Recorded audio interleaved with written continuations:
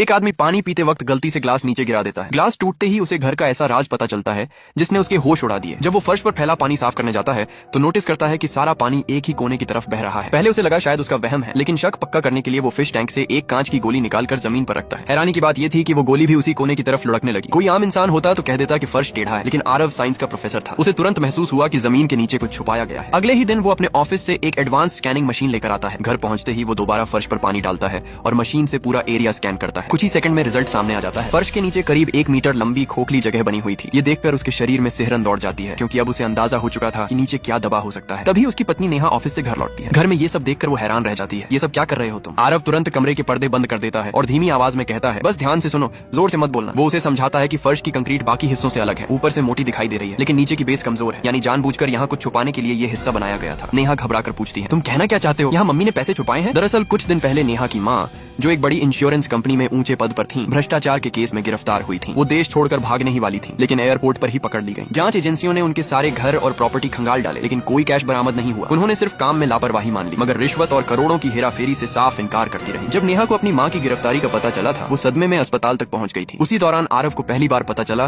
कि मामला लाखों का नहीं, करोड़ों का है। करीब 20 करोड़। ये सुनकर उसके भी पैरों तले जमीन खिसक गई थी। उस दिन के बाद से वो लगातार घर में छुपे पैसों की तलाश कर रहा था, लेकिन पूरा घर छान मारने के बाद भी उसे कुछ नहीं मिला। और अब टूटे हुए एक साधारण ग्लास ने पूरा राज खोल दिया था। सच पता चलते ही उसने अपने ससुर को घर बुलाया। पापा, इस फर्श के नीचे आखिर छुपाया क्या गया है? पूरा स्कैन देखने के बाद ससुर के चेहरे का रंग उड़ जाता है। आरव धीरे से कहता है, अगर इस पूरे स्पेस में कैश भरा है तो यहाँ कम से कम 20 करोड़ रुपए हो सकते हैं। शायद वही पैसा जिसे जांच एजेंसियां इतने दिनों से ढूंढ रही हैं। ये सुनते ही ससुर कुछ देर चुप खड़े रहते हैं। फिर वो आरव से कहते हैं, तुम कहीं मत जाना, घर पर ही रहो, मैं अभी आता हूँ। लेकिन ऑफिस पहुंचते ही उन्होंने ऐसा कदम उठाया जिसकी किसी ने कल्पना भी नहीं की थी।